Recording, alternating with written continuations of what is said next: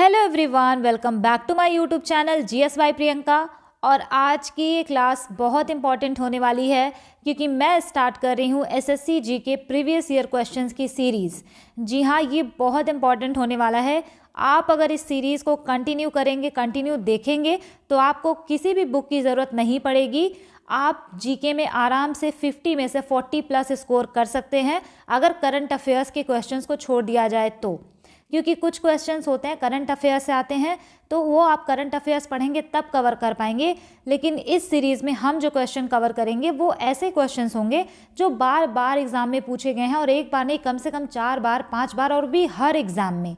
तो इसीलिए मैं ये सीरीज़ स्टार्ट कर रही हूँ कि आपको बहुत सारे सब्जेक्ट का बोझ रहता है, बहुत सारी चीज़ें पढ़नी होती हैं और जीएस आपका इम्प्रूव नहीं होता है।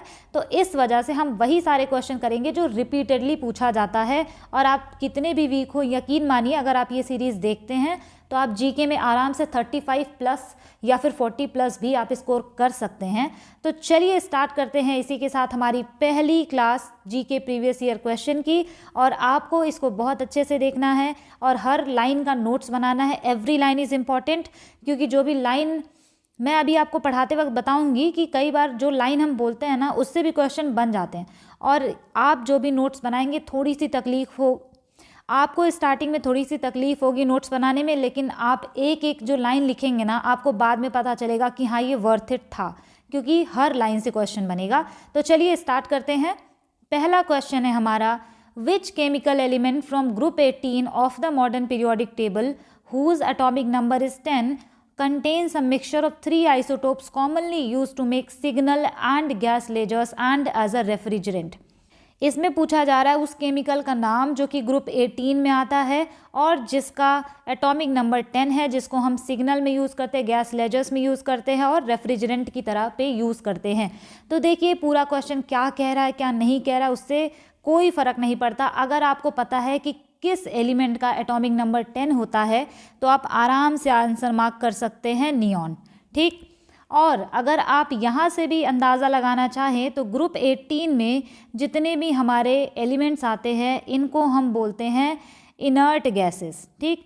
इनर्ट बोल लीजिए या फिर आप इनको नोबल गैसेस भी बोल सकते हैं। पहले हम देख लेते हैं कि ग्रुप 18 में कौन कौन से एलिमेंट आते हैं। तो सबसे पहला इसमें आता है हीलियम, फिर उसके बाद आपका आता है नियॉन, उसके बाद आपका आता है आर्गन, उसके बाद है क्रिप्टॉन और उसके बाद है जेनॉन, फिर उसके बाद है रेडॉन।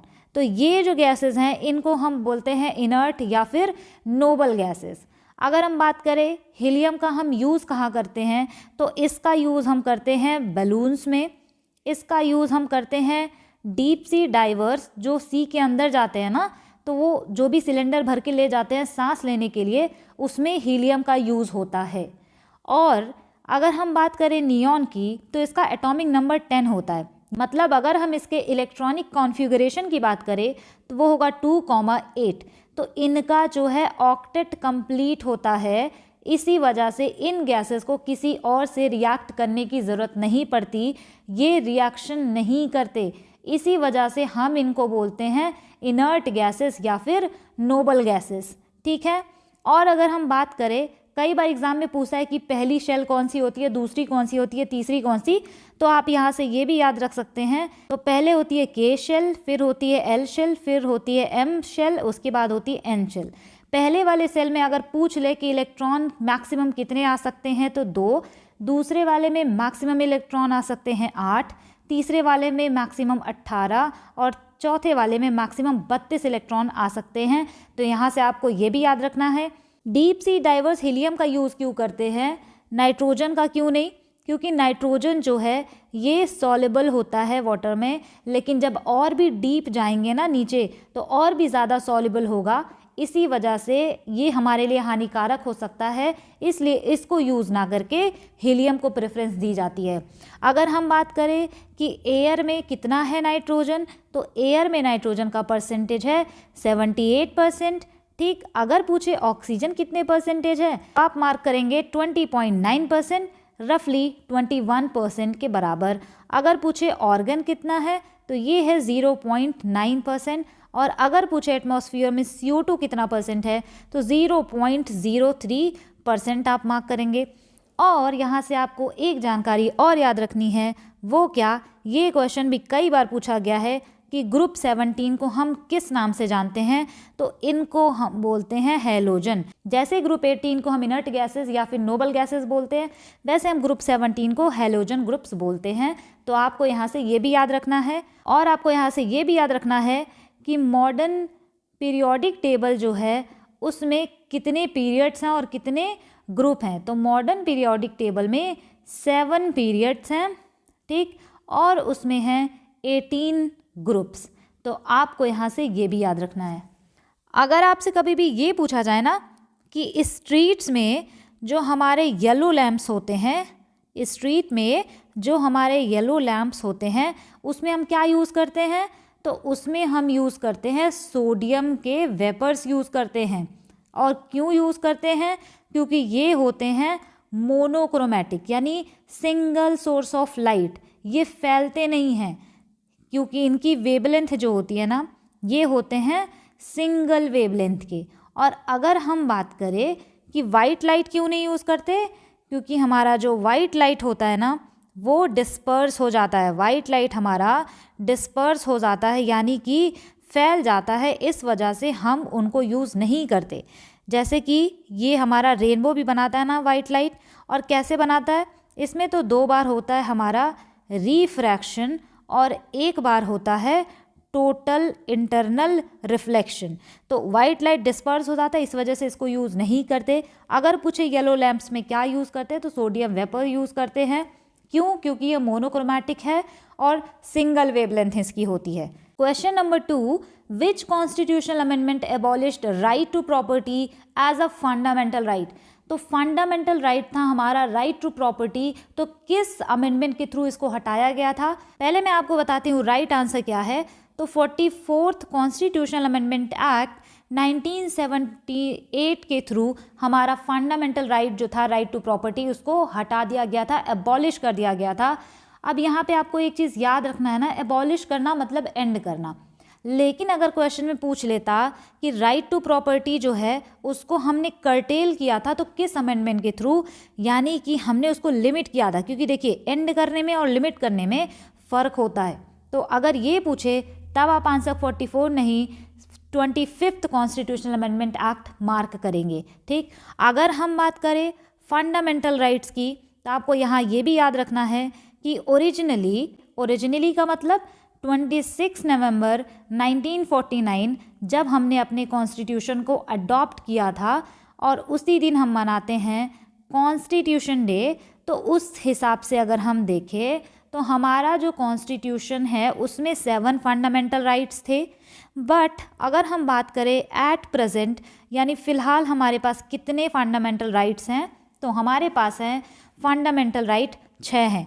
और अगर हम बात करें तो आपको ये पॉइंट याद रखना है, कभी कभी पूछ लेता है फंडामेंटल राइट्स जो हैं ये जस्टिशिएबल हैं, मतलब अगर फंडामेंटल राइट्स आपके वायलेट हो रहे हैं तो आप कोर्ट के पास जा सकते हैं। लेकिन DPSP जो है directive principle of state policy, ये नॉन जस्टिशिएबल है। तो इससे कई बार पूछ लेता है ना कि फंडामेंटल राइट्स और इसमें डिफरेंस क्या है, तो आप यहाँ से मार्क कर सकते हैं। अब चलिए हम देख लेते हैं हमारे जो फंडामेंटल राइट्स हैं यानी FRs जो हैं ये कौन कौन से हैं। तो पहला फंडामेंटल राइट हमारा यहाँ पे है, किस आर्टिकल में आते हैं ना, कभी कभी ये भी पूछ लेता है।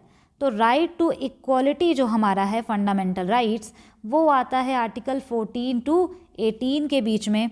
अगर हम बात करें right to freedom and expression, वो कितने के बीच में आता है, तो वो आता है आर्टिकल 19 से लेकर आर्टिकल 22 तक। अगर हम बात करें राइट अगेंस्ट एक्सप्लॉयटेशन अगर पूछे तो वो आता है हमारा आर्टिकल 23 से 24, यानी 23 and 24। Right of freedom of religion, तो ये सब आता है आर्टिकल 25 से लेके 28, कई बार पूछा गया है ये। अगर हम 5th फंडामेंटल राइट की बात करें तो ये बात करता है कल्चरल एंड एजुकेशनल राइट, ठीक, कल्चरल एंड एजुकेशनल राइट। तो ये आता है हमारा आर्टिकल 29 एंड 30 और 6th जो हमारा है राइट टू कॉन्स्टिट्यूशनल रेमेडीज़। अब राइट टू कॉन्स्टिट्यूशनल रेमेडीज़ क्या होता है?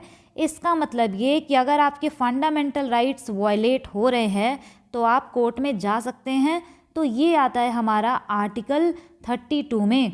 और आपको ये भी याद रखना है कि राइट टू कॉन्स्टिट्यूशनल रेमेडीज़ है, इसको बोला गया है heart and soul of Indian constitution, heart and soul of Indian constitution. और अगर ये पूछ ले कि इसको बोला किसने heart and soul of Indian constitution, तो इसको बोला था BR अम्बेडकर जी ने। अब देखिए जितने भी पॉइंट्स मैंने लिखे हैं वो कई बार पूछा गया है, ठीक है। और यहाँ से आप ये भी याद रखेंगे कि जो सुप्रीम कोर्ट है ना वो 5 रिट्स इशू करता है, ठीक है।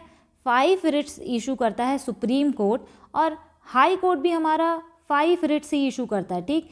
लेकिन रिट्स के मामले में हाई कोर्ट की पावर ज़्यादा होती है, क्योंकि हाई कोर्ट जो है हमारा ये लीगल रिट्स भी इशू करता है, जबकि supreme court legal writs issue नहीं करता है। तो ये डिफरेंस इसमें आपको याद रखना है। अब आप मुझे कमेंट करके बताइए कि सुप्रीम कोर्ट जो रिट्स इशू करता है वो किस आर्टिकल के अंडर, और हाई कोर्ट जो रिट्स इशू करता है वो किस आर्टिकल के अंडर करता है। तो ये आपको कमेंट में लिखना है, आपको पार्टिसिपेट करना है, तभी आप ज़्यादा से ज़्यादा चीज़ों को याद रख पाएंगे।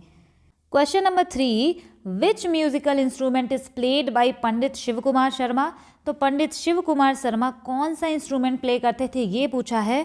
तो राइट आंसर है इसका संतूर प्लेयर थे ये, और ये कश्मीर का एक इंस्ट्रूमेंट है, बहुत ज़्यादा इंपॉर्टेंट है। और ये इतना इंपॉर्टेंट है ना कि ये कई बार एग्जाम में आ चुका है कि शिव कुमार शर्मा किस इंस्ट्रूमेंट से रिलेटेड थे, तो संतूर से रिलेटेड थे। अभी आपको थोड़े से और भी याद रखने हैं, जैसे कि अगर आपसे पूछ ले अमजद अली खान ये किस इंस्ट्रूमेंट से रिलेटेड है या कौन से इंस्ट्रूमेंट ये प्ले करते थे, तो आप आंसर मार्क करेंगे सरोद। और हरि प्रसाद चौरसिया ये तो CGL 2023 में भी आया था आई थिंक, और ये संतूर वाला भी आया था, क्योंकि बहुत सारी शिफ्ट हुई थी ना, तो वो आते रहते हैं क्वेश्चंस, तो आपको याद रखना है इसको।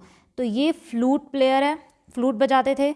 और अगर पूछ ले जाकिर हुसैन तो ये बजाते थे तबला। अभी बहुत सारे म्यूजिशियन एंड इंस्ट्रूमेंट हैं, तो हम आगे आने वाले वीडियोस में क्वेश्चन के थ्रू उसको भी कवर करते जाएंगे। नेक्स्ट क्वेश्चन है यहाँ पे, विच ऑफ द फॉलोइंग, यहाँ पे होगा एनिमल। तो विच of the following animal statues is depicted at the top of the Ashoka pillar of Rampurwa. Ashok का जो पिलर है जो रामपुरवा में मिला है, उस पे कौन से एनिमल का स्टैचू बना हुआ है। तो राइट आंसर है यहाँ पे, इस पे बुल का स्टैचू बना है। अगर हम यहाँ से बात करते हैं अशोक की, तो अशोका हमारे बिलोंग करते हैं मौर्यन डायनेस्टी से, ठीक है। और मौर्यन डायनेस्टी अगर पूछे कि किसने फाउंड किया था, कई बार फाउंडर पूछता है ना, तो आप आंसर मार्क करेंगे चंद्रगुप्त मौर्य। चंद्रगुप्त मौर्य ने फाउंड किया था। और कई बार पूछा जाता है ना कि किसकी हेल्प से किया था, ये क्वेश्चन आया हुआ एग्जाम में, with the help of Chanakya, with the help of Chanakya. इन्होंने चाणक्य की हेल्प से इस्टेब्लिश किया था मौर्यन डायनेस्टी, ठीक है। और चंद्रगुप्त के बेटे थे बिंदुसार, आपको ये याद रखना है, और बिंदुसार के बेटे थे अशोक, ठीक। तो ये आप यहाँ से याद रखेंगे। और अगर हम अब बात कर लेते हैं ना कि अशोक ने जो है लड़ा था बैटल ऑफ कलिंगा, ये इतना ज़्यादा इम्पॉर्टेंट है कि कई बार एग्जाम में इसका ईयर पूछता है कि बैटल ऑफ कलिंगा कब लड़ा था अशोक ने, तो 261 BC आप आंसर मार्क करेंगे। और अगर बात करें तो ये कन्वर्ट हो गए थे, जो अशोका थे हमारे, ये इन्होंने अपना लिया था बुद्धिज़्म। ऐसा माना जाता है कि कलिंग के बैटल में इतना ज़्यादा खून खराबा देखने के बाद इन्होंने बुद्धिज़्म धर्म अपना लिया था। और किसकी सहायता से, यानी बुद्धिस्ट मॉन्क थे उपगुप्त, बुद्धिस्ट मॉन्क थे उपगुप्त। तो इन्हीं के सानिध्य में इन्होंने अपना लिया था बुद्धिज़्म धर्म, और इन्होंने फैलाया था concept of Dhamma, concept of Dhamma. Dhamma का मतलब होता है धर्म। और इन्होंने धम्म महामात्राज को अपॉइंट किया था, और अपने बेटे महेंद्र और अपनी बेटी संघमित्रा को इन्होंने श्रीलंका भेजा था बुद्धिज़्म धर्म का प्रचार करने के लिए। अब थोड़ी सी जानकारी आपको यहाँ से और याद रखनी है कि अगर हम अपने नेशनल एम्बलम की बात करें, मैं यहाँ पे इमेज लगा दूंगी, यहाँ पे हमारा जो राष्ट्रीय चिन्ह है ना वो अडॉप्ट किया गया था। कब अडॉप्ट किया गया था? वो इन्हीं से रिलेटेड है। अडॉप्ट किया गया था उसको 26 जनवरी 1950 में। और वो लिया कहाँ से गया है? वो सारनाथ का जो हमारा पिलर है ना, सारनाथ यूपी में जो अशोका का एक पिलर मिला था, उसी से हमारा जो है नेशनल एम्बलम अडॉप्ट किया गया है। और अगर पूछे कि इसमें कौन सा जानवर बना है, कौन सा एनिमल बना है, तो इसमें 4 लॉयन देखने को मिलते हैं। अगर हम बात करें तो पहले इनका जो पिलर था वो यूपी की सारनाथ में था, लेकिन अभी ये म्यूज़ियम में ला करके रखा गया है क्योंकि बहुत इम्पॉर्टेंट है ये, ठीक। और अगर हम बात करें कि अगर पूछ ले कि किस पिलर में, अशोका के किस पिलर में एलिफेंट बना हुआ है, तो आप आंसर मार्क करेंगे सनकिस्सा, जो कि सनकिस्सा पिलर है और ये है फर्रुखाबाद में। तो आप इसको याद रखेंगे कि ये है फर्रुखाबाद में। आप स्पेलिंग एक बार चेक कर लीजिएगा फर्रुखाबाद की। और अगर हम बात करें सांची में जो इनका पिलर मिला है, वहाँ पे सिर्फ 1 लॉयन बना हुआ है। और अगर हम बात करें तो बिहार में अगर कभी भी पूछ लेना कि क्या है, तो वहाँ पे मिला है लौरिया नंदागढ़ मिला है वहाँ से पिलर, और लौरिया अराराज, ये पिलर मिले हैं वहाँ से अशोका के। और अगर पूछे कि इसमें कौन सा एनिमल स्टैचू बना है, तो हम नहीं बता सकते। क्यों? क्योंकि इसका जो है कैपिटल मिसिंग है, कैपिटल इसका गायब है। और कैपिटल क्या होता है अभी हम उसको भी समझते हैं। पहले आप ये देख लीजिए कि रूपनदेही जो है, रूपनदेही में जो पिलर मिला वो कहाँ से मिला है? वो मिला है नेपाल लुम्बिनी से। और अगर बात करें इस पर किस एनिमल का स्टैचू बना है, तो ये भी नहीं बता सकते क्योंकि इसका भी कैपिटल मिसिंग है, ठीक। अब हम बात कर लेते हैं कि ये जो हम बात कर रहे हैं कैपिटल होता क्या है। तो सबसे पहले ये जो है हमारा, इसको हम बोलते हैं कॉलम, ठीक है, इसको हम बोलते हैं कॉलम। जो हमारा नेशनल एम्बलम है उसमें जहाँ से ये नीचे लगा हुआ ना, इसको हम बोलते हैं एबैकस, इसको हम बोलते हैं एबैकस। और इसी के ऊपर जिस भी एनिमल का जो भी फिगर लगा होता है ना, उसी को बोलते हैं कैपिटल। तो इसी वजह से ये जो कैपिटल है ना, ये कैपिटल वाला हिस्सा, ये वाला, यही गायब है जो हमारा मिला हुआ है रूपनदेही से और लौरिया नंदागढ़ और लौरिया अराराज, यहाँ से जो मिला है उसका कैपिटल मिसिंग है, ये कैपिटल है ही नहीं वहाँ पे। और अगर आपसे पूछे सारनाथ वाला, तो वहाँ पे 4 लॉयन है, वो आपको मार्क करना है। और अगर आपको यहाँ से एक क्वेश्चन और याद रखना है कि अगर पूछे जो हमारा नेशनल एम्बलम है ना, उस पर लिखा हुआ ना सत्यमेव जयते, उस पर लिखा क्या है? सत्यमेव जयते, यानी ट्रूथ ओनली ट्रायम्फ।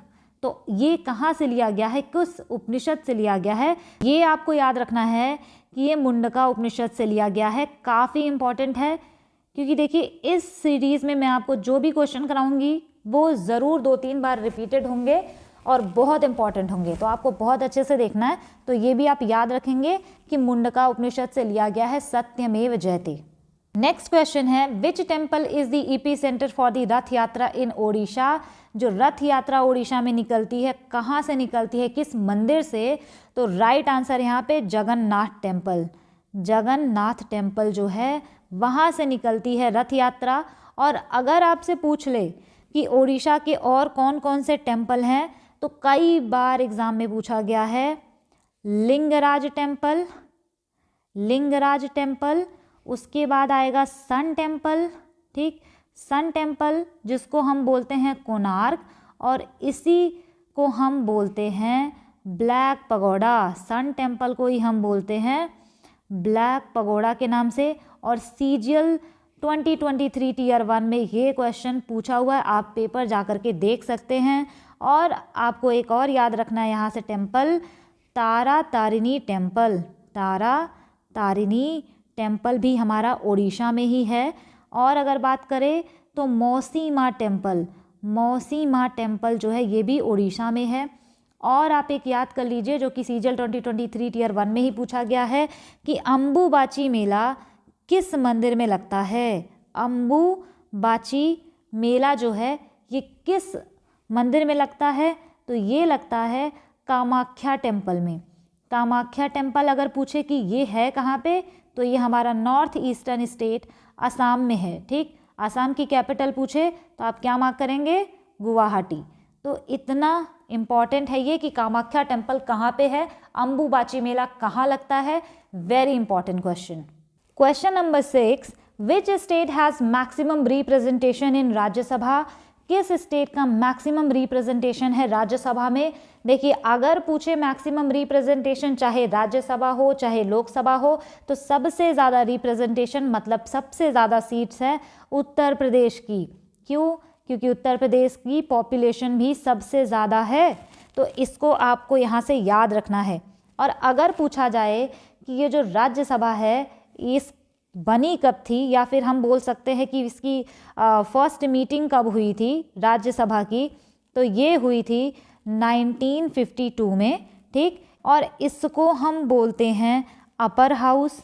ठीक, यहाँ पे आप याद रखेंगे इसको बोलते हैं अपर हाउस। इसमें अगर आपको मेंबर बनना है तो एज कितनी चाहिए, मिनिमम 30 इयर्स चाहिए। और इनके जो भी मेंबर्स होते हैं राज्यसभा के, इनका टर्म 6 इयर्स का होता है। लेकिन 1/3 जो मेंबर्स होते हैं ना, वो हर 2 सालों में रिटायर होते रहते हैं, ये याद रखना है। और राज्यसभा जो हमारा है ना, ये परमानेंट हाउस है, मतलब ये कभी भी डिसॉल्व नहीं होता। ठीक, राज्यसभा का कोई कार्यकाल नहीं होता, इनके मेंबर्स का कार्यकाल होता है। और आपको यहाँ से एक चीज़ ये भी याद रखना है कि जो हमारे वाइस प्रेसिडेंट होते हैं ना, वाइस प्रेसिडेंट ये राज्यसभा के पदेन सभापति होते हैं। मतलब vice president is the ex officio chairman of the Rajya Sabha, chairman of the Rajya Sabha. और अगर पूछे कि उत्तर प्रदेश से यहाँ पे कितनी सीट्स हैं, अगर हम बात करें तो उत्तर प्रदेश से 31 मेंबर्स हैं यहाँ पे। ठीक है, ये आपको याद रखना है। और भी चीज़ें आपको याद रखनी है, और वो क्या कि राज्यसभा जो है ना, राज्यसभा इसमें होता है हमारा प्रोपोर्शनल रिप्रेजेंटेशन, प्रोपोर्शनल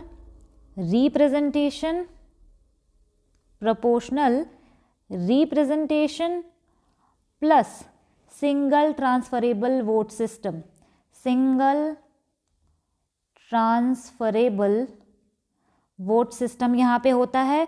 और यहाँ के जो भी मेंबर्स होते हैं ना, वो डायरेक्टली इलेक्ट नहीं होते, इनडायरेक्टली वोटिंग होकर के वो वहाँ पे जाते हैं।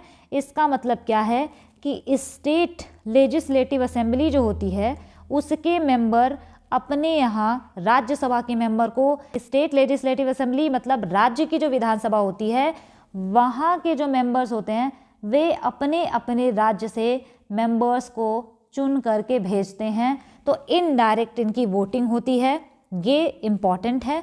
अगर हम बात करें राज्यसभा, तो सेम ऐसे ही यूएसए में है, उसको हम सीनेट बोलते हैं, यानी कि ये यूएसए का अपर हाउस है। और यहाँ पे क्या है कि जो 25 स्टेट्स हैं ना यूएसए में, वहाँ से पॉपुलेशन से फ़र्क नहीं पड़ता, वहाँ पे 2-2 मेंबर्स जो होते हैं ना, रिप्रेजेंटेशन वहाँ पे करते हैं जाकर के सीनेट में, हर स्टेट से 2-2 सेलेक्ट किए जाते हैं। ठीक है, और अगर हम बात करें कि लोकसभा क्या है, मतलब लोकसभा में कैसे क्या होता है, तो लोकसभा में अगर हम बात करें तो यहाँ पे होता है डायरेक्ट इलेक्शन। ठीक, और यहाँ पे होता है फर्स्ट पास्ट दी पोस्ट सिस्टम। मतलब अगर कोई भी पोस्ट है जिसके लिए 2-3 लोग कॉम्पीट कर रहे हैं, तो उसमें जिसको वो पोस्ट पहले मिल गई वो उसी को मिलती है, बाकी को नहीं। अगर हम बात करें तो लोकसभा जो है ये डिसॉल्व होती है। डिसॉल्व करता कौन है, यानी लोकसभा भंग होती है हर 5 साल पे, तो ये इसी वजह से परमानेंट हाउस नहीं है। और इसको डिसॉल्व कौन करता है, इसको प्रेसिडेंट डिसॉल्व करता है। अगर पूछे कि मिनिमम एज कितनी होती है लोकसभा का मेंबर बनने के लिए, तो मिनिमम एज 25 इयर्स होनी चाहिए। अगर कभी भी क्वेश्चन पूछता है कि जो प्राइम मिनिस्टर होते हैं ये किसके मेंबर हो सकते हैं, राज्यसभा के या लोकसभा के, तो सबसे पहली बात कि ये दोनों के मेंबर हो सकते हैं। जैसे हमारे अभी करंट में जो प्राइम मिनिस्टर हैं मोदी, ये जो हैं हमारे लोकसभा के मेंबर हैं, लेकिन जो मनमोहन सिंह थे तो वो हमारे थे राज्यसभा के मेंबर, फिर भी वो प्राइम मिनिस्टर थे, तो दोनों के मेंबर हो सकते हैं। अगर आपसे क्वेश्चन पूछे कि क्या कोई भी मिनिस्टर बन सकता है बिना किसी भी हाउस का मेंबर हुए, तो यहाँ आंसर हो जाएगा हाँ, लेकिन कुछ टाइम के लिए, मतलब केवल 6 मंथ के लिए। 6 मंथ के अंदर अंदर ही उसे किसी ना किसी हाउस का मेंबर बनना पड़ता है, तो ये आपको ध्यान में रखना है।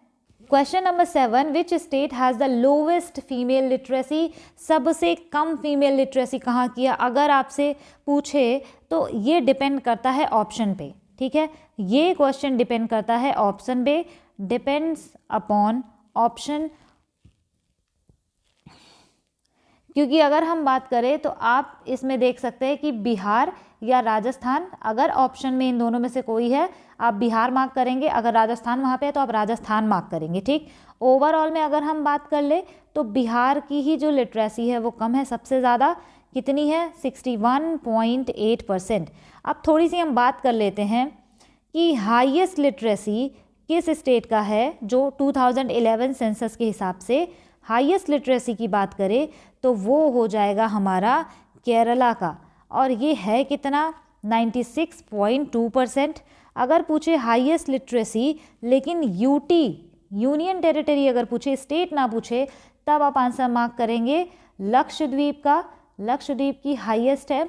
और अगर हम बात करें highest population density, highest population density, highest population density अगर ये पूछे तो ये है बिहार का। और पॉपुलेशन डेंसिटी होती क्या है कि 1 स्क्वायर किलोमीटर एरिया में कितने लोग रह रहे हैं। और अगर पूछे लोवेस्ट पॉपुलेशन डेंसिटी तो ये हो जाएगा हमारा अरुणाचल प्रदेश का। अरुणाचल प्रदेश हो जाएगा इसका राइट आंसर। और अगर पूछे कि यूटी कौन सी है जिसकी लीस्ट पॉपुलेशन है, यानी सबसे कम पॉपुलेशन किसकी है, तो सबसे ज़्यादा पढ़े लिखे लोग जहाँ पे हैं, आप ऐसे भी याद रख सकते हैं, तो वो हो जाएगा हमारा लक्षद्वीप। सो लक्षद्वीप जो है यूनियन टेरिटरी सबसे लीस्ट पॉपुलेटेड है। अगर बात करें कि स्टेट कौन सा है जिसकी पॉपुलेशन सबसे कम है, तो स्टेट में आप मार्क करेंगे आंसर सिक्किम। और अगर बात करें कि हाईएस्ट सेक्स रेशियो किस स्टेट का है, तो आप आंसर मार्क करेंगे केरला। अब सेक्स रेशियो का मतलब क्या होता है कि पर 1000 मेल पर कितनी फीमेल हैं, तो ये केरला है 1084 फीमेल्स थी, तो ये आपको याद रखना है। अगर पूछे लोवेस्ट सेक्स रेशियो कहाँ का था, तो आप आंसर मार्क करेंगे हरियाणा। और अगर पूछ ले था कितना, तो वो रहेगा 879। तो इतनी चीज़ें आपको याद रखनी है। और कमेंट करके आप मुझे बताइएगा कि कौन सी ऐसी डिस्ट्रिक्ट है जो कि नॉर्थ ईस्टर्न स्टेट है, हाईएस्ट लिटरेसी रेट था उस डिस्ट्रिक्ट का, ये आपको कमेंट में आंसर बताना है। नेक्स्ट क्वेश्चन है value of 0 degree Celsius on kelvin scale. तो इसका सीधा सीधा राइट आंसर है 273 केल्विन जो होता है वो 0 डिग्री सेल्सियस के बराबर होता है। और देखिए आपको ना एक फॉर्मूला याद करना है कि डिग्री सेल्सियस जो होता है वो अगर आपको कन्वर्ट करना है फ़ारेनहाइट में, तो एक फार्मूला होता है कि जो भी डिग्री सेल्सियस में वैल्यू दी है इनटू 9/5 + 32 ये बदल जाता है आपका फ़ारेनहाइट में। और यहाँ से आप ये भी याद रख सकते हैं कि किस वैल्यू पर डिग्री सेल्सियस और फ़ारेनहाइट की वैल्यू जो होती है वो सेम होती है, तो ये होती है -40 डिग्री सेल्सियस पर। फ़ारेनहाइट और सेल्सियस की डिग्री सेम होती है। Question number 9, which temple style architecture develop between Himalaya to Vindhya. तो देखिए राइट आंसर तो यहाँ पे हो जाएगा नगारा स्टाइल, लेकिन आपको इसके पीछे बहुत सारी जानकारी याद रखनी है और वो भी आप बहुत आसानी से याद रख लेंगे। देखिए हिमालय टू विंध्या का मतलब क्या है कि ये नॉर्थ इंडिया की बात कर रहा है, नॉर्थ इंडिया की बात। तो नॉर्थ इंडिया में नगारा स्टाइल ऑफ आर्किटेक्चर हमें देखने को मिलता है। अगर हम बात करें कि टेम्पल आर्किटेक्चर के कितने स्टाइल हैं, तो 3 टेम्पल आर्किटेक्चर स्टाइल हैं, 3 टेम्पल आर्किटेक्चर के स्टाइल हैं। और ये CGL 2023 में भी पूछा गया कि कौन कौन से स्टाइल हैं, कहाँ आते हैं, बहुत सारे फीचर से भी रिलेटेड क्वेश्चन पूछा गया है। तो अगर हम बात करें, पहला है हमारा कि नगारा स्टाइल आर्किटेक्चर होता है और ये होता है हमारा नॉर्थ इंडिया में, ठीक है, नॉर्थ इंडिया में। अगर हम बात करें यहाँ पे द्रविड़ स्टाइल ऑफ आर्किटेक्चर जो होता है हमारा, वो मिलता है हमें देखने को साउथ इंडिया में, ठीक। और इसके बीच में हमें कहीं कहीं देखने को मिलता है इन दोनों का मिक्सचर विसारा स्टाइल। और विसारा स्टाइल के टेम्पल ज़्यादा से ज़्यादा चालुक्य डायनेस्टी ने बनवाए हैं, ठीक है, चालुक्य डायनेस्टी ने बनवाए हैं। तो ये नॉर्थ इंडिया, ये साउथ इंडिया, बीच बीच में देखने को मिलेगा विसारा स्टाइल। तो आपको यहाँ से ये भी याद रखना है। अब यहाँ से आपको ये याद रखना है कि अगर कभी भी पूछे कि गर्भगृह क्या है, तो गर्भगृह वो जगह है ना जहाँ पे उस भगवान की, मतलब जिसका टेम्पल है, उसकी मूर्ति हम स्थापित करते हैं, वो हो जाता है गर्भगृह। और सीजीएल 2023 टीयर 1 में ये क्वेश्चन पूछा गया था कि कौन सा जो हमारा टेम्पल का हिस्सा है जहाँ पे केवल राजा और उनके जो रिलेटिव्स वगैरह थे या प्रीस्ट वगैरह वही जा सकते थे, नॉर्मल लोग अलाउ नहीं थे। तो क्वेश्चन ऐसे घुमा के पूछा था, तो वो था गर्भगृह। यहाँ पे नॉर्मल लोगों को जाना अलाउ नहीं था। और अगर हम बात करें मंडप किसको बोलते हैं, तो मंडप हम बोलते हैं एंट्रेंस हॉल, जहाँ से आप मंदिर में प्रवेश करते हैं ना, उसको बोलते हैं मंडप। और अगर बात करें शिखर किसको हम बोलते हैं, तो शिखर जो है गर्भगृह के ऊपर जो होता है, ऑन टॉप ऑफ गर्भगृह, उसको बोलते हैं शिखर। तो ये आपको याद रखना है यहाँ से। और आपको ये भी याद रखना है नगारा स्टाइल में ही हमें पंचायतन स्टाइल भी देखने को मिलता है। तो ये भी आप याद रखेंगे कि पंचायतन स्टाइल किससे रिलेटेड है, तो नगारा स्टाइल से ही रिलेटेड है। और अगर हम बात करें कि साउथ इंडिया का जो टेम्पल था और जो नॉर्थ इंडिया का टेम्पल है, इन दोनों में क्या डिफरेंस है, तो यहाँ पे अगर हम बात करें ना, तो इसमें होता है विमान, यानी टॉप पर जो है सबसे ऊपर, इस पे होता है विमान। और नॉर्थ वाले में हमें मंदिर के ऊपर यानी टॉप पर हमें देखने को मिलता है कलश देखने को मिलता है, ठीक। और अगर हम बात करें साउथ इंडिया के टेम्पल में बहुत ज़्यादा इम्पॉर्टेंट हमें गोपुरम देखने को मिलता है। गोपुरम का मतलब गेटवे, गोपुरम का मतलब है गेटवे, जो कि नॉर्थ इंडिया वाले में नहीं देखने को मिलता।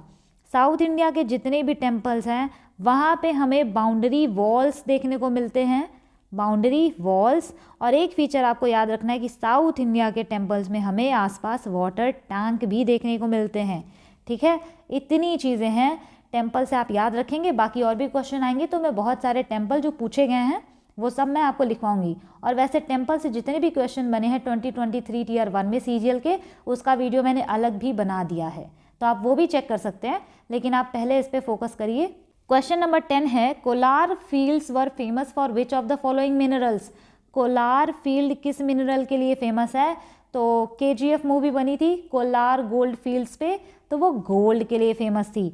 तो यहाँ से आपको ये याद रखना है। और थोड़े कुछ और भी माइंस हम देख लेते हैं कि कर्नाटका में कौन कौन से माइंस हैं। तो सबसे पहले है गोल्ड के लिए अगर हम बात करें तो एक तो है कोलार गोल्ड फील्ड्स, और एक है हमारा हुट्टी गोल्ड फील्ड्स, और एक है धारवाड़ फील्ड्स या फिर गोल्ड फील्ड्स। तो ये सारे आपको देखने को मिलेंगे कर्नाटका में, ठीक। ये आपको याद रखना है, कर्नाटका में इतने हैं गोल्ड फील्ड्स। और अगर हम बात करें डीपेस्ट, अगर हम बात करें डीपेस्ट गोल्ड माइन की, तो डीपेस्ट गोल्ड माइन कह लीजिए या डीपेस्ट माइन कह लीजिए, ये है हमारा पोनिंग या एम साइलेंट है यहाँ पे, ये है हमारा साउथ अफ्रीका में, ये है हमारा साउथ अफ्रीका में। अभी गोल्ड काउंसिल ने अपनी लिस्ट जारी की थी कि किसके पास कितना गोल्ड है, तो उसमें इंडिया हमारा आया था 10th रैंक पे गोल्ड रिजर्व के मामले में। और अगर हम बात करें कि फर्स्ट कौन आया था, तो फर्स्ट आया था USA गोल्ड रिजर्व के मामले में। तो ये भी आप याद रखेंगे, इंडिया 10th नंबर पे है पूरे वर्ल्ड में। और अगर बात करें कि गोल्ड का ना एक फीचर, गोल्ड के 2 फीचर बहुत बहुत ज़्यादा इंपॉर्टेंट है। कौन कौन से, कि गोल्ड जो है ना ये मैलिएबल होता है, मैलिएबल, एंड ये जो है डक्टाइल होता है। मैलिएबल और डक्टाइल का मतलब, कई बार इसका वर्ड मीनिंग भी पूछ लेता है। तो मैलिएबल का मतलब जिसको हम पीट पीट के पतली चद्दर बना सके, यानी थिन शीट्स में हम इसको कन्वर्ट कर सके, बना सके। और डक्टाइल का मतलब खींच के लॉन्ग वायर यानी तार में हम इसको बना सके। यूजुअली मेटल होता है थोड़ा बहुत डक्टाइल, बट गोल्ड बहुत बहुत ज़्यादा होता है। कहते हैं कि 1 ग्राम जो है गोल्ड से हम बना सकते हैं 2 किलोमीटर का लंबा वायर, 2 किलोमीटर लॉन्ग वायर, यानी हाईली डक्टाइल एंड मैलिएबल होता है। अब यहाँ पे हम देख लेते हैं कुछ इम्पॉर्टेंट आयरन माइंस की, जिससे रिपीटेडली क्वेश्चन बनता है। तो आप ये याद रखेंगे, एक तो है बेलाडिला माइंस, आयरन की है, ये भी याद रखना है क्योंकि कई बार ये भी पूछता है कि है किसकी। बेलाडिला माइंस है, एक तो है आपका मयूरभंज माइंस है, और एक है झरिया। तो ये सब आयरन के लिए फेमस है। और बेलाडिला जो है ये है छत्तीसगढ़ में, बेलाडिला जो है ये है छत्तीसगढ़ में। मयूरभंज जो है वो है ओडिशा में, और झरिया जो है ये है झारखंड में। ठीक, आप ये याद रखेंगे। और कुछ कॉपर माइंस हैं, उनको भी याद रखना है आपको। कौन कौन सी? खेतरी कॉपर माइंस, ये है राजस्थान में। खेतरी कॉपर माइंस जो है ये राजस्थान में। और अगर हम बात करें मलज खंड या मनज खंड भी बोलते हैं इसको शायद, तो मलज खंड आप याद रखिए, ये है आपका मध्य प्रदेश में। और ये दोनों इंडिया में टॉप पर आते हैं Cu यानी कॉपर के प्रोडक्शन में, कॉपर की वजह से। और अगर हम बात करें बॉक्साइट का कुछ अगर कहाँ पे है माइंस, तो बॉक्साइट पहली बात आप याद रखेंगे ये एल्यूमिनियम का ओर है। एल्यूमिनियम का जो है ओर है, काफ़ी ज़्यादा इम्पॉर्टेंट है। कई बार पूछ लेता है बॉक्साइट किसका ओर है, तो ये एल्यूमिनियम का ओर है। ओर जो होता है ना ये प्योर नहीं होता, इसको बाद में हम कन्वर्ट करते हैं एल्यूमिनियम में। तो आप ऐसे बस याद रख सकते हैं। तो यहाँ से आपको याद रखना है कोरापुट माइंस है यहाँ पे, काला हांडी यहाँ पे माइंस है। ये दोनों आपको मिलेंगी उड़ीसा में। और अगर बात करें मैकाल, ये है आपका मध्य प्रदेश में, ये है कहाँ पर? मध्य प्रदेश में। और अगर हम बात करें सिंघभम, ठीक, सिंघभम, तो ये है झारखंड में। सिंघभम जो है झारखंड में है। तो इतना आपको याद रखना है। नेक्स्ट क्वेश्चन है यहाँ पे, when was Ghadar party founded. अब देखिए ये क्वेश्चन इतना इम्पॉर्टेंट है कि CGL 2023 टीयर 1 के हिस्ट्री में ये पूछा गया था, और मैंने उसकी भी अलग वीडियो बनाई है, हिस्ट्री में जितने क्वेश्चन आए थे उसकी, आप उसको भी चेक कर सकते हैं। लेकिन पहले आप इसको देखिए। तो गदर पार्टी जो है ये बनी थी 1913 में, और कई बार पूछा गया है कहाँ पर बनी थी। यहीं पे इसका हेडक्वार्टर था जहाँ पे बनी थी, तो ये था सैन फ्रांसिस्को में। सैन फ्रांसिस्को में, ये आप याद रखेंगे। और यहाँ से पूछता है, नाम बहुत ज़्यादा इम्पॉर्टेंट है, फाउंड किसने किया था। तो अगर आप 2 नाम याद रखिएगा वही काफ़ी है। तो आप याद रखेंगे यहाँ पे लाला हरदयाल और सोहन सिंह भाखना, ये आपको याद रखना है। और इससे रिलेटेड एक एक्सीडेंट है, वो है कोमगाटा मारू एक्सीडेंट। कोमगाटा मारू एक्सीडेंट, ये आपको याद रखना है। ये कोमगाटा मारू जो है ये एक जापानीज शिप का नाम है, जो कि हांगकांग से कनाडा गई थी। इसको कुछ रेशियल ट्रीटमेंट्स वगैरह मिले थे, तो उस पर काफ़ी ज़्यादा वायलेंस हुआ था। तो 1914 में ये हुआ था, यानी गदर पार्टी के फॉर्मेशन के 1 साल बाद ही ये एक्सीडेंट हुआ था। और पूछ लेता है कई बार ये कोमगाटा मारू है क्या, तो ये है जापानीज शिप का नाम। जापानीज शिप का नाम है कोमगाटा मारू। और अगर हम कुछ और भी पार्टीज़ की बात कर लेते हैं, कब कौन सी फॉर्म हुई थी। कांग्रेस खिलाफत स्वराज पार्टी, कांग्रेस खिलाफत स्वराज पार्टी, इसको हम स्वराज पार्टी भी बोलते हैं, स्वराज पार्टी भी बोलते हैं। शॉर्ट फॉर्म में इसको हम बोल सकते हैं CKSP। ठीक, कांग्रेस खिलाफत स्वराज पार्टी, ये आपको याद रखना है कि ये कब बनी थी कांग्रेस खिलाफत स्वराज पार्टी, ये बनी थी 1923 में। इसके पीछे भी एक स्टोरी है। तो कांग्रेस खिलाफत स्वराज पार्टी है, ये हमारा कांग्रेस के अंदर ही बनी थी, मतलब थोड़ा सा कांग्रेस से इसका डिवीजन हुआ था, क्योंकि 1922 में जो चौरी चौरा हत्याकांड हुआ था उसके बाद नॉन कोऑपरेशन मूवमेंट को गांधी जी ने वापस ले लिया था। तो कुछ सेक्शन बोल रहा था कि हम जो काउंसिल का बॉयकॉट कर रहे हैं तो उसको हम कंटिन्यू रखेंगे। तो उनको बोला गया नॉन चेंजर्स, जिन्होंने बोला कि हम बॉयकॉट को कंटिन्यू रखेंगे उनको बोला गया नॉन चेंजर्स। कुछ सेक्शन ऐसा बोल रहा था कि हम काउंसिल में एंट्री करते हैं तो उनको बोला गया प्रो चेंजर्स, उनको बोला गया प्रो चेंजर्स। और यही जो प्रो चेंजर्स थे इन्हें स्वराजिस्ट बोला गया। इन्होंने ही स्वराज पार्टी की स्थापना की, यानी कांग्रेस खिलाफत स्वराज पार्टी। कई बार पूछा है कि इसका जो स्वराज पार्टी इसके प्रेसिडेंट कौन थे और सेक्रेटरी कौन थे। तो अगर आपको कभी भी ये क्वेश्चन में पूछे कि इसके प्रेसिडेंट कौन थे तो प्रेसिडेंट थे CR दास, और अगर पूछे सेक्रेटरी इसके कौन थे तो आप याद रखेंगे मोतीलाल नेहरू, मोतीलाल नेहरू।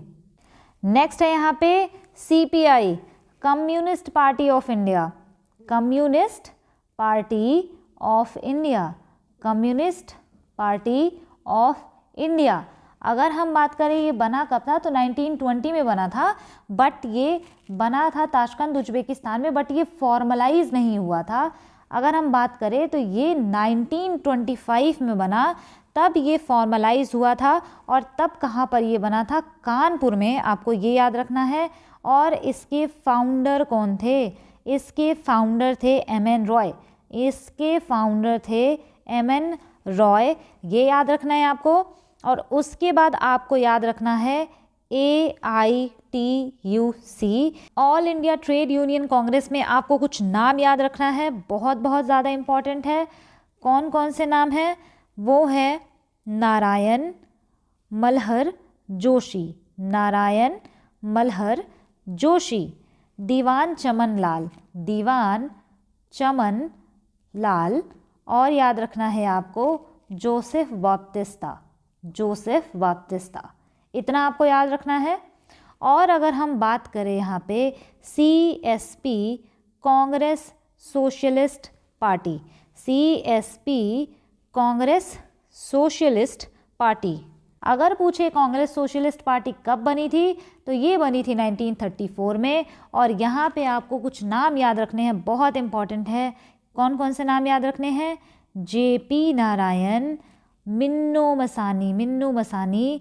और अगर हम बात करें एक नाम और याद रखना है आपको, आचार्य नारायण देव, आचार्य नारायण देव, इनका नाम आपको याद रखना है। अगर हम बात करें AIKS, इसका मतलब क्या है, ऑल इंडिया किसान सभा, ऑल इंडिया किसान सभा। और अगर पूछे कि ये बना कब था तो ये बना था 1936 में। अगर पूछे कि इसके फाउंडर कौन थे तो आप मार्क करेंगे सहजानंद सरस्वती, सहजानंद सरस्वती, ठीक है। और ये क्वेश्चन जो है कि फॉरवर्ड ब्लॉक कब बना था, बहुत ज़्यादा इम्पॉर्टेंट है, कितनी बार एग्जाम में पूछा गया है। ये बना था 1939 में। बनाया किसने था, सुभाष चंद्र बोस ने।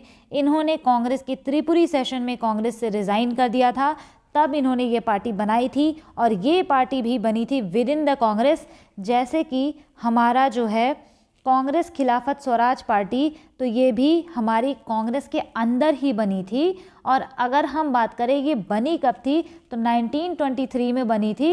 और जो हमारा सेशन था INC का, वो गया सेशन था, गया सेशन था INC का, उसमें ये पार्टी फॉर्म हुई थी। तो ये भी आपको याद रखना है यहाँ से।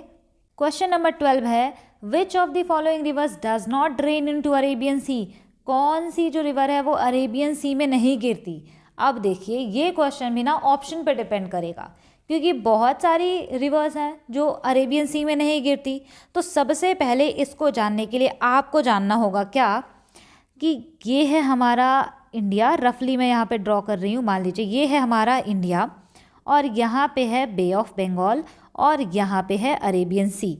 तो कुछ रिवर्स जो हमारी है वो है ईस्ट फ्लोइंग रिवर्स जो कि बे ऑफ बंगाल में जाके ड्रेन होती हैं, गिरती हैं, और कुछ रिवर है जो वेस्ट फ्लोइंग है जो कि हमारा अरेबियन सी में जाके गिरती हैं। तो कौन कौन सी, अगर हम बात करें हमारा जो रिवर सिस्टम है ना, तो हमें उसमें पढ़ना होता है, एक तो पढ़ना होता है हिमालयन रिवर्स जो कि हिमालय से निकलती हैं, और एक हमें पढ़ना होता है पेनिनसुलर रिवर्स। और हिमालयन रिवर्स में भी 3 रिवर सिस्टम काफ़ी ज़्यादा इम्पॉर्टेंट होती हैं हमारी। इंडस रिवर सिस्टम, उसके बाद है यहाँ पे ब्रह्मपुत्रा रिवर सिस्टम, और अगर हम बात करें थर्ड वाला तो वो है हमारा गंगा रिवर सिस्टम। तो ये हिमालयन रिवर सिस्टम है, इसको हम बाद में कवर करेंगे। अगर हम बात करें पेनिनसुलर रिवर सिस्टम की तो इसमें 2 तरह का है। इसमें एक तो आता है ईस्ट फ्लोइंग, यानी कि जो ईस्ट की तरफ फ्लो होती हैं रिवर्स हमारी, और एक आता है हमारा वेस्ट फ्लोइंग रिवर्स। अब कौन कौन सी ईस्ट फ्लोइंग रिवर्स है और कौन कौन सी वेस्ट फ्लोइंग रिवर्स है, अगर आप ये जान लेंगे तो आप बहुत ही आराम से आंसर मार्क कर पाएंगे। ईस्ट फ्लोइंग जो रिवर है वो बे ऑफ बंगाल में ड्रेन होती है, वेस्ट फ्लोइंग वाली हमारी अरेबियन सी में ड्रेन होती है। और ऐसा होता क्यों है, अगर हम बात करें कि हमारा ईस्ट में जाके गिरती हैं ज़्यादा से ज़्यादा, क्यों? हमारा जो पेनिनसुलर प्लेट्यू है ये वेस्ट से ईस्ट की तरफ पे झुका हुआ है, इसी वजह से ईस्ट में ज़्यादा से ज़्यादा नदियाँ फ्लो होती हैं और बे ऑफ बंगाल में ड्रेन होती हैं। अब चलिए देख लेते हैं कि ईस्ट फ्लोइंग रिवर्स कौन कौन सी हैं। ईस्ट फ्लोइंग रिवर्स की बात करें तो सबसे पहला यहाँ पे आ जाएगा महानदी। सबसे पहला ईस्ट फ्लोइंग रिवर्स में आप याद रखेंगे Mahanadi river.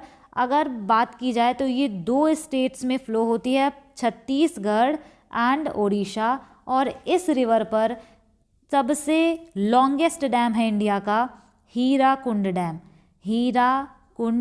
Dam longest dam है इंडिया का, ये इसी रिवर पर मिलता है ओडिशा में, इसको आपको याद रखना है। सेकंड की अगर हम बात करें, सेकंड ईस्ट फ्लोइंग रिवर है हमारी गोदावरी, ये भी हमारी बे ऑफ बंगाल में ड्रेन होती है। अगर हम बात करें, इसको बोलते हैं दक्षिण गंगा, इसको बोलते हैं हम दक्षिण गंगा। दक्षिण गंगा क्यों?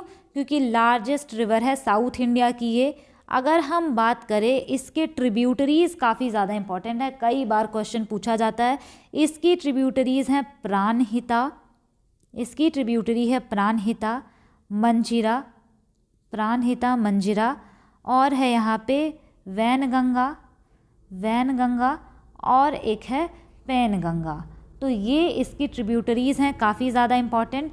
अगर पूछे ओरिजिन, ये शायद सीजीएल 2022-21 में इसका ओरिजिन पूछा गया था कि ओरिजिन कहाँ से होता है इसका, तो त्र्यंबकेश्वर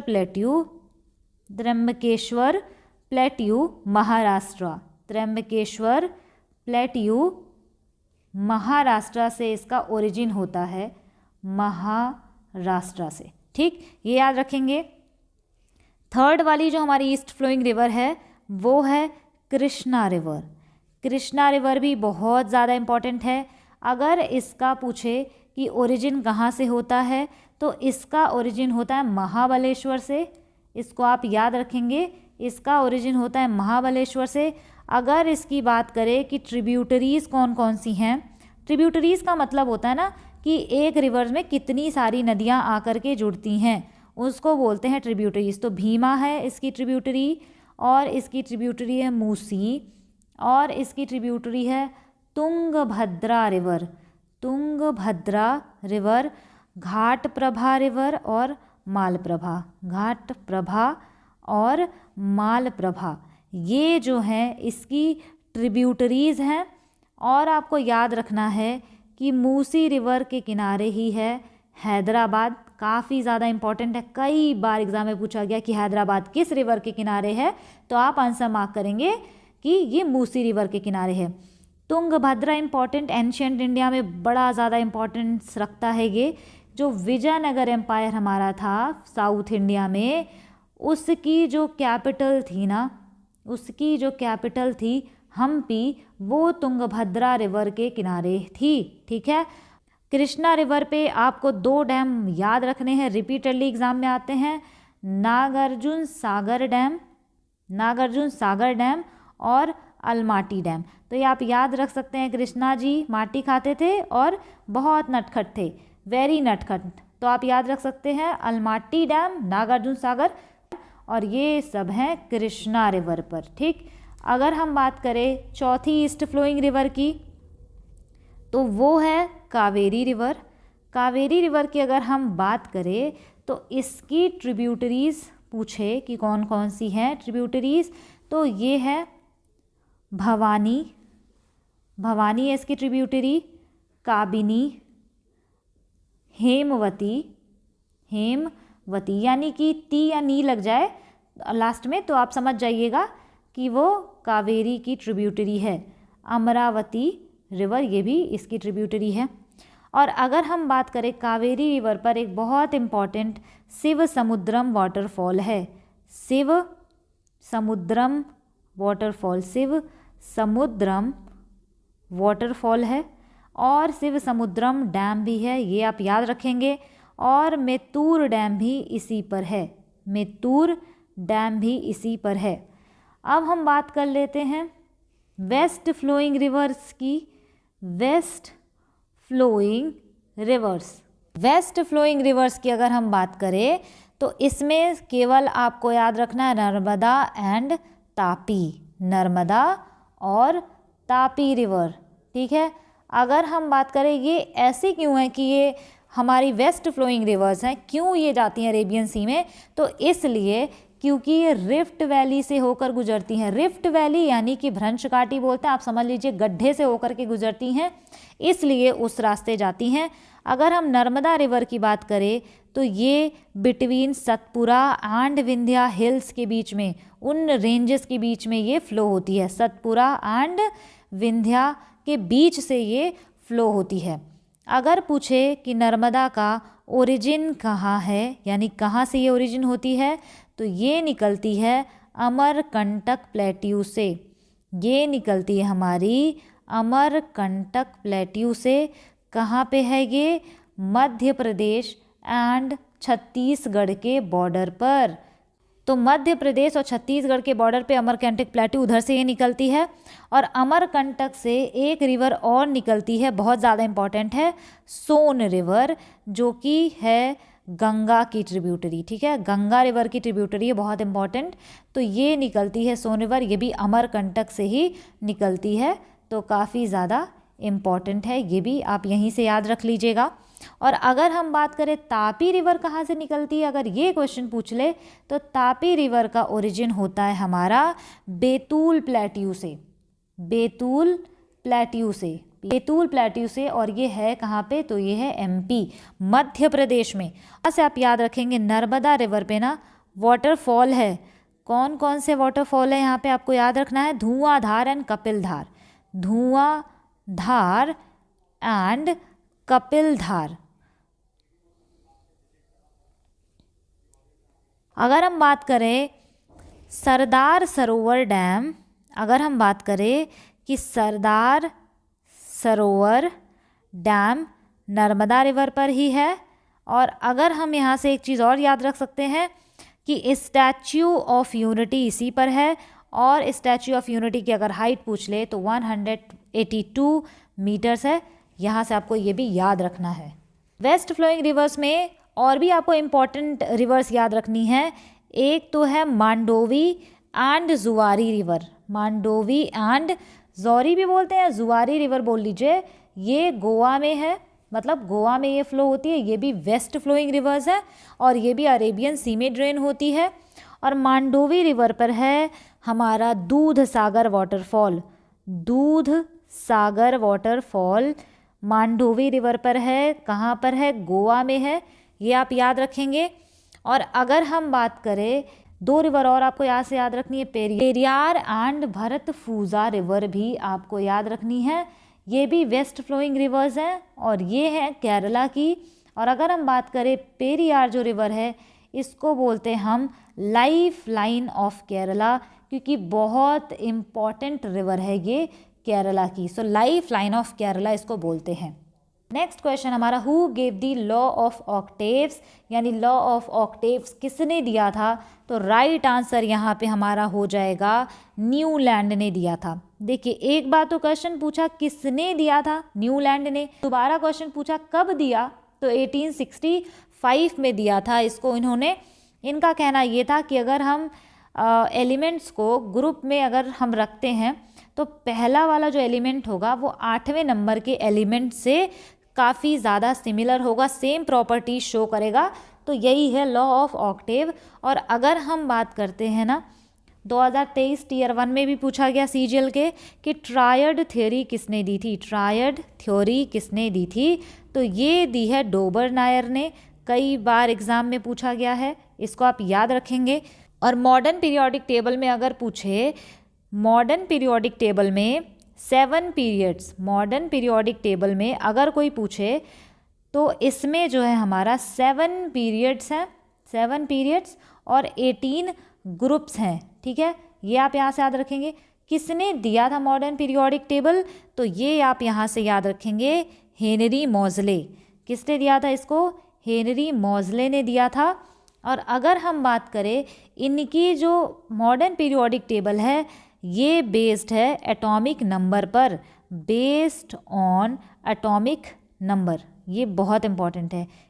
मेंडलीव ने जो पीरियोडिक टेबल दी थी, मेंडलीव ने जो पीरियोडिक टेबल दी थी, इसमें 2 डिफेक्ट से, 2 डिफेक्ट उसमें कौन कौन से थे? पहला कि हाइड्रोजन को इन्होंने फिक्स पोजीशन ये नहीं दे पाए थे, ये पहली कमी थी। एंड सेकंड डिफेक्ट इनके पीरियोडिक टेबल का था कि वो था based on atomic mass, based on atomic mass. कई बार स्टेटमेंट में क्वेश्चन पूछ लेता है, तो ये दोनों भी आपको याद रखना है। 2 डिफेक्ट थी मेंडलीव की पीरियोडिक टेबल में, जिसको सही किया था हेनरी मॉजले ने।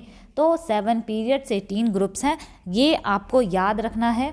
और अगर हम बात करें कि ग्रुप में अगर हम टॉप टू बॉटम आते हैं ना, यानी ऊपर से अगर हम नीचे आते हैं तो कौन कौन सी चीज़ें बढ़ती हैं? तो अगर हम बात करें तो मेटालिक प्रॉपर्टी ऊपर से ग्रुप में टॉप टू बॉटम आने पर मेटालिक प्रॉपर्टी बढ़ती है, मेटालिक प्रॉपर्टी बढ़ती है और साइज भी बढ़ता है। और अगर हम बात करें कि electron gain affinity, electron gain affinity भी बढ़ती है, एफिनिटी भी बढ़ती है। तो ये सारी चीज़ें बढ़ती हैं। और जो चीज़ें टॉप टू बॉटम आने पर बढ़ती हैं वही चीज़ें लेफ़्ट टू राइट जाने पर डिक्रीज़ होती हैं, लेफ़्ट टू राइट जाने पर वही चीज़ें डिक्रीज़ होती हैं। ठीक है, इसको आपको याद रखना है। लेफ़्ट टू राइट जाने पर हमारी जो इलेक्ट्रॉन गेन एफिनिटी होती है, इलेक्ट्रॉन गेन एफिनिटी होती है, वो हमारी घटती है। क्यों? क्योंकि लेफ़्ट से राइट जाने पर नॉन मेटल्स मिलते हैं, नॉन मेटल्स मिलते हैं। नेक्स्ट क्वेश्चन है, as per the census 2011 the most populous state of India was. 2011 की सेंसस के हिसाब से सबसे पॉपुलस स्टेट कौन था इंडिया का? तो नो डाउट आंसर आपका हो जाएगा उत्तर प्रदेश। अगर पूछे सेकंड मोस्ट पॉपुलस स्टेट कौन सा था, तो सेकंड पे आ जाएगा आपका महाराष्ट्र था, सेकंड मोस्ट पॉपुलस स्टेट। और अगर पूछे थर्ड मोस्ट पॉपुलस स्टेट कौन सा था, वो बिहार था।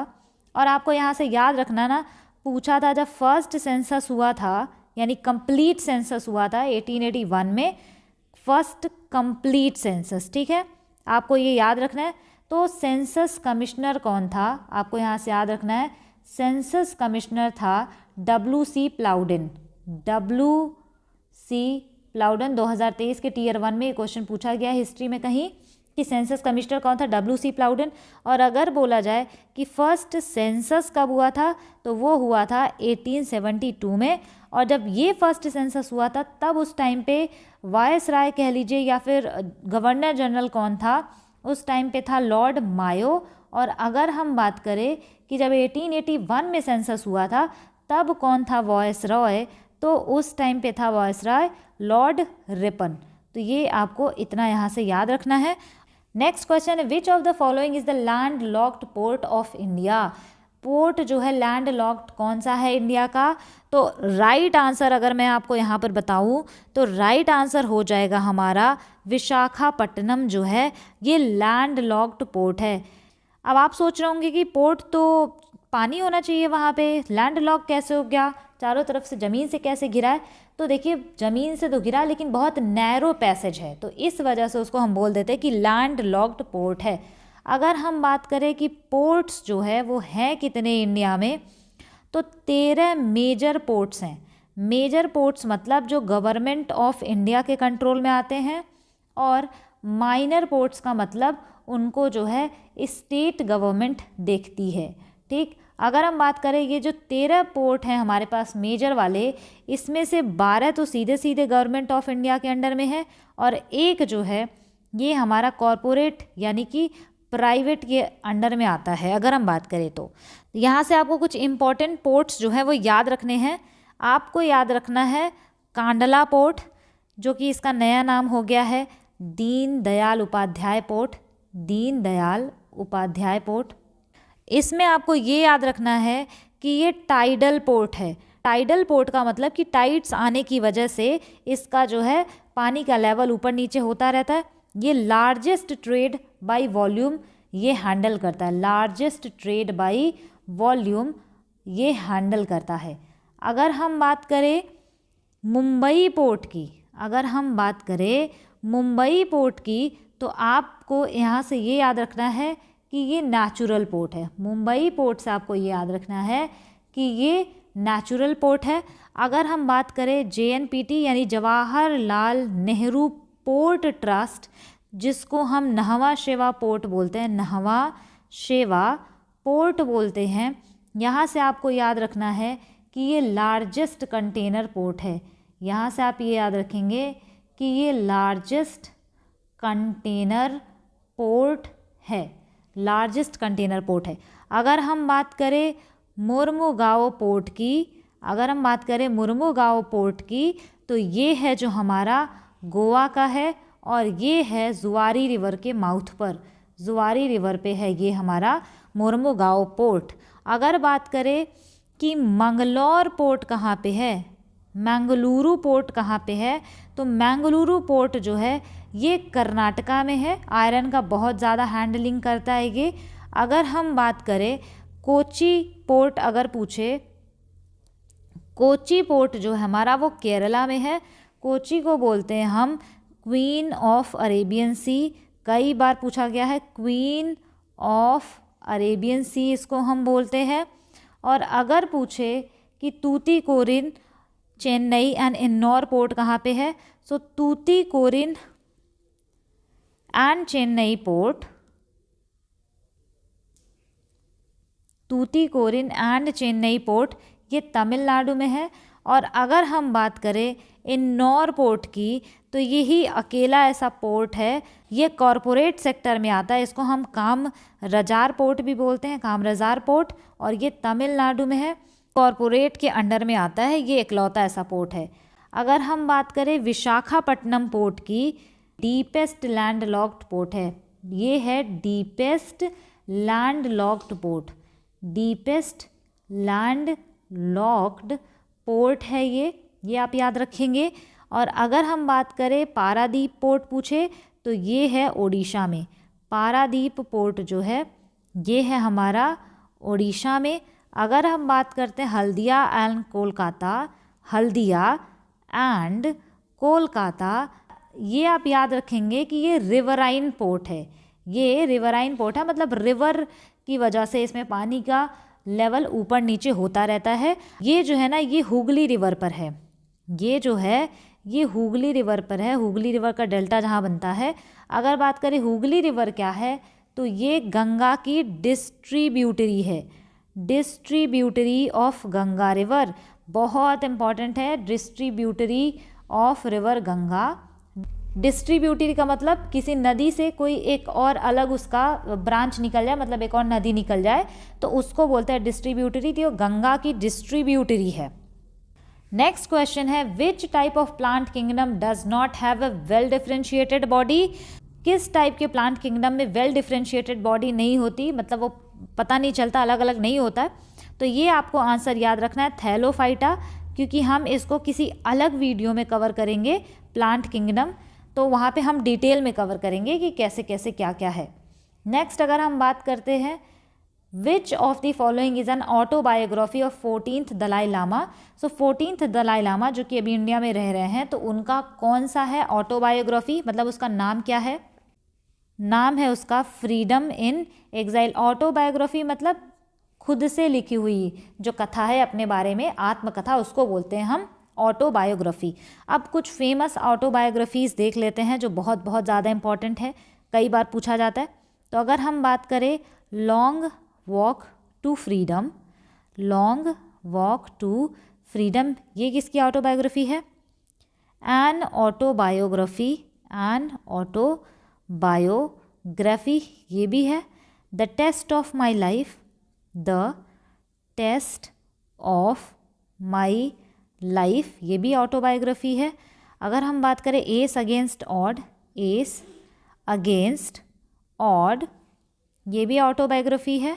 उसके बाद विंग्स ऑफ फायर, ये तो लगभग सबको पता होता है, विंग्स ऑफ फायर ये किसका है?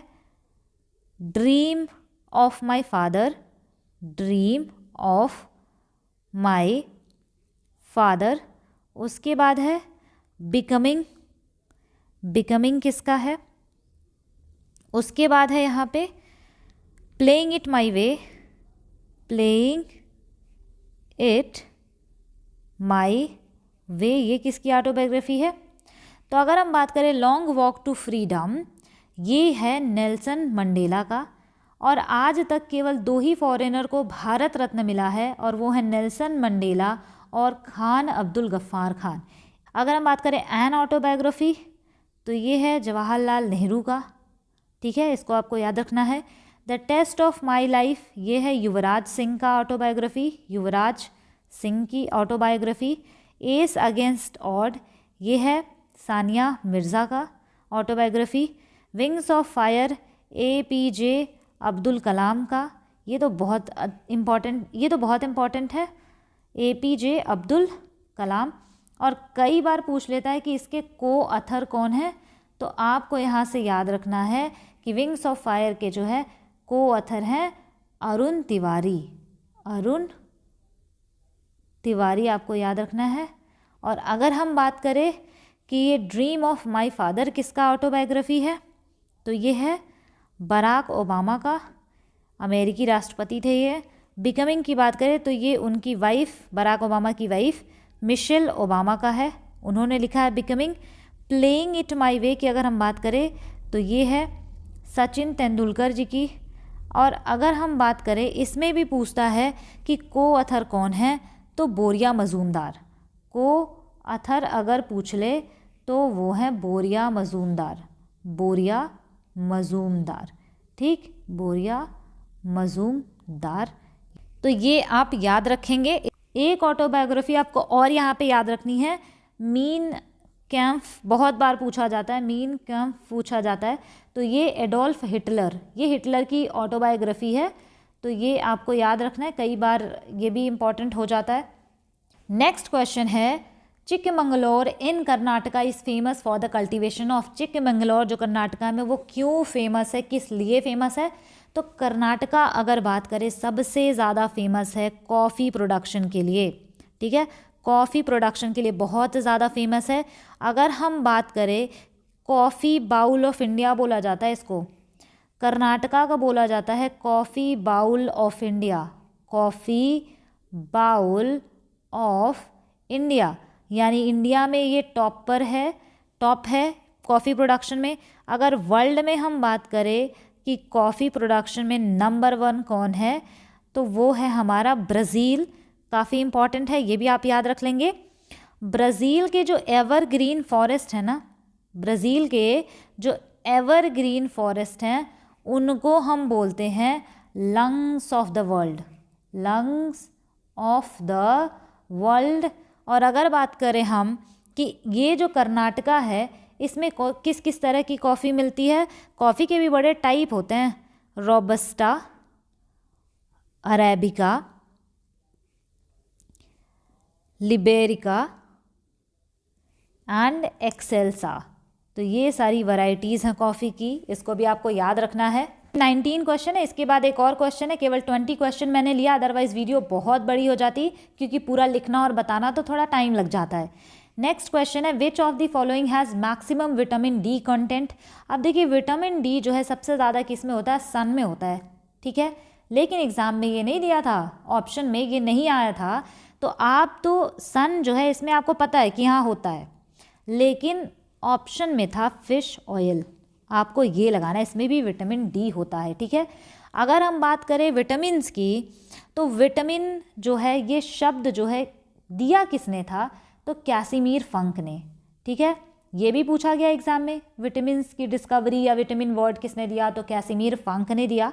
अगर बात करें तो विटामिन होते हैं 2 टाइप्स के, कौन कौन से, एक तो होते हैं हमारे वाटर सॉल्युबल विटामिन्स और एक होते हैं हमारे फैट सॉल्युबल विटामिन्स।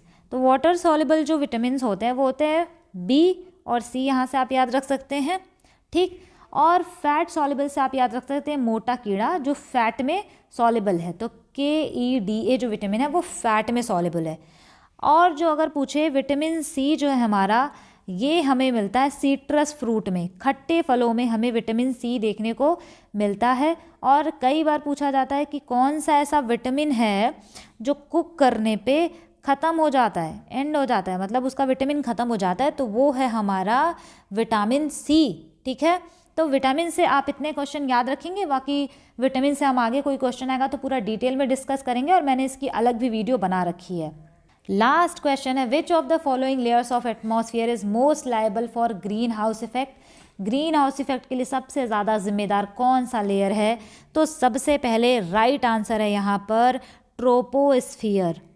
अब हम थोड़ा सा लेयर्स पढ़ लेते हैं, एटमॉस्फेयर की जो लेयर्स होती हैं वो कौन कौन सी होती हैं। तो सबसे पहले हम देख लेते हैं, ये जो होता है ना, ये हमारा अर्थ है, ठीक। अर्थ पे जो हमारी लेयर्स बनी हुई हैं, सबसे पहले हमारा यहाँ पर आता है ट्रोपोस्फियर, सबसे पहला लेयर है ट्रोपोस्फियर, और वेदर फिनोमिना इसी में होता है, ठीक है।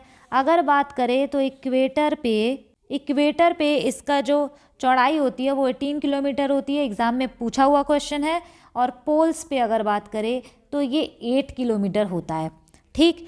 और अगर हम बात करें यहाँ पे, जैसे जैसे हम ऊपर जाते हैं तो टेम्परेचर जो है हमारा वो घटता जाता है, और टेम्परेचर 1 किलोमीटर नीचे आने पे कितना घटता है उसको हम बोलते हैं लैप्स रेट।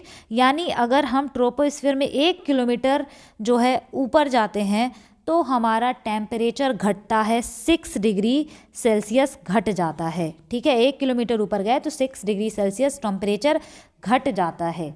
उसके बाद अगर हम बात करें तो दूसरा लेयर हमारा आता है, ये है हमारा स्ट्रेटोस्फियर, ठीक। स्ट्रेटोस्फियर की बात करें तो जेट इसी में उड़ते हैं। अगर हम बात करें इसमें जो है ऊपर जाने पर टेम्परेचर भी बढ़ता है, ठीक। इसमें उल्टा होता है, टेम्परेचर बढ़ता है। अगर हम बात करें ozone layer, very very important, ozone layer इसमें आता है। अगर हम बात करें ओजोन डे कब मनाते हैं, ओजोन डे हम मनाते हैं 16 सितंबर को। अगर बात करें ओजोन के लिए एक प्रोटोकॉल हुआ था, ठीक है, क्लोरोफ्लोरोकार्बन के लिए, तो वो हुआ था मॉन्ट्रियल में, ठीक है। मॉन्ट्रियल है कहाँ पे, ये है कनाडा में। और अगर हम बात करें इसमें कुछ अमेंडमेंट भी हुए थे, किगाली जो रवांडा में है, तो किगाली में फिर से एक बार मीटिंग हुआ, हाइड्रोफ्लोरोकार्बन भी उसमें जोड़ा गया, क्योंकि पहले केवल क्लोरोफ्लोरोकार्बन था। तो ये भी इम्पॉर्टेंट है आपका। और अगर हम बात करें इसके ऊपर कौन सा आता है, तो इसके ऊपर जो हमारी लेयर आती है वो आती है मीजोस्फीयर, ठीक। मीजोस्फीयर जो है इसमें ऊपर जाने पर टेम्परेचर घटता है। और यहाँ से आपको ये एक चीज़ याद रखना है कि इसमें जो है हमारा इसमें मेटियोराइट्स जो होते हैं ना, मेटियोराइट्स उल्कापिंड इसमें बर्न होते हैं। अगर हम बात करें इसके ऊपर कौन सी लेयर आती है, मीजोस्फीयर के ऊपर, तो इसमें हमारी आती है थर्मोस्फीयर। फिर उसके बाद आती है यहाँ पे थर्मोस्फीयर, और उसके बाद ऊपर जो होता है वे एक्सोस्फीयर का ही हमारा एक पार्ट है। आयनोस्फीयर, आयनोस्फीयर यहाँ पे होती हैं रेडियो वेव्स। तो ये आपको याद रखना है, एटमॉस्फेयर की ये पूरी लेयर्स हैं। तो पहला है अर्थ हमारा, फिर उसके बाद है ट्रोपोस्फीयर आता है पहला। इक्वेटर पर 18 किलोमीटर इसका जो है, और पोल्स पे 8 किलोमीटर। वेदर जो है इसी में होता है वेदर फिनोमिना। 1 किलोमीटर जाने पे 6 डिग्री सेल्सियस टेम्परेचर नीचे गिरता है।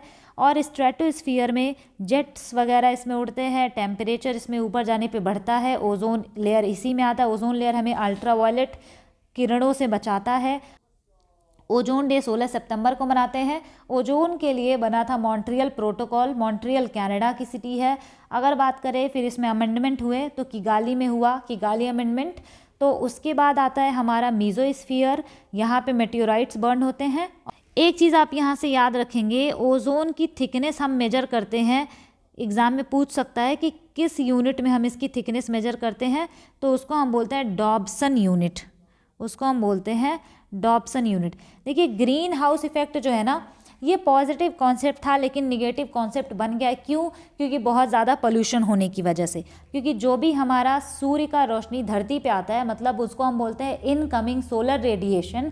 तो उसको थोड़ी बहुत हीट अगर हमारा इन्वायरमेंट ट्रैप करके रखता है तभी पूरी पृथ्वी गर्म होती है। लेकिन इतना ज़्यादा ट्रैप अब करने लगा है CO2 की वजह से कि बहुत ज़्यादा टेम्परेचर बढ़ रहा है, जिससे ग्लोबल वार्मिंग हो रही है। तो इस वजह से ये खतरा भी बन चुका है। तो ये थी पूरी क्लास। 20 क्वेश्चन हमने डिस्कस किए, बहुत डिटेल में डिस्कस किए। 20 के बजाय आपने 50-60 क्वेश्चन से भी ज़्यादा इसमें पढ़ा होगा। तो आपको इसके नोट्स बनाने हैं। शुरू में तकलीफ़ होगी, बट ये वर्थ इट होगा। जब आपके मार्क्स बढ़ेंगे आपको खुद अच्छा लगेगा। तो आपको ये करना है। और ये पहली क्लास थी और आपको इस सीरीज़ के साथ कंटिन्यू करना है। अगर आपके मॉक्स में नंबर नहीं बढ़ रहा है तो आपको प्रीवियस ईयर क्वेश्चन की सीरीज़ ज़रूर से ज़रूर देखनी चाहिए। तो आप इसको देखिए और इसके नोट्स भी बनाइए। और मुझे पता है कि इसके नोट्स बनाने में टाइम लगेगा, देखने में टाइम लगेगा। तो इसकी वजह से एक दिन पे वीडियो आएगी, मतलब एक दिन पहले मैं वीडियो अपलोड करूँगी, फिर एक दिन आप उसको नोट्स बनाएंगे, रेस्ट करिएगा, थोड़ा सा रिवाइज करिएगा, फिर उसके एक दिन छोड़ के फिर एक दिन ऑल्टरनेट डेज पर मैं इन वीडियोस को लेकर आऊँगी। तो आपको भी तकलीफ़ थोड़ी कम होगी। और वैसे थोड़ा बहुत तो हमें तकलीफ़ उठाना पड़ेगा अगर मार्क्स चाहिए तो आपको ये वीडियो कैसी लगी कमेंट करके मुझे ज़रूर बताइएगा। और इसको हम आगे भी कंटिन्यू करेंगे। खूब अच्छे मार्क्स लेकर के आएंगे इस बार GS में। तो आपको इतनी मेहनत तो करनी ही पड़ेगी, बाकी आधी मेहनत मैं करूंगी और आधी आपको करनी पड़ेगी। मिलते हैं नेक्स्ट वीडियो में। Thanks for watching, stay tuned, keep learning, keep growing.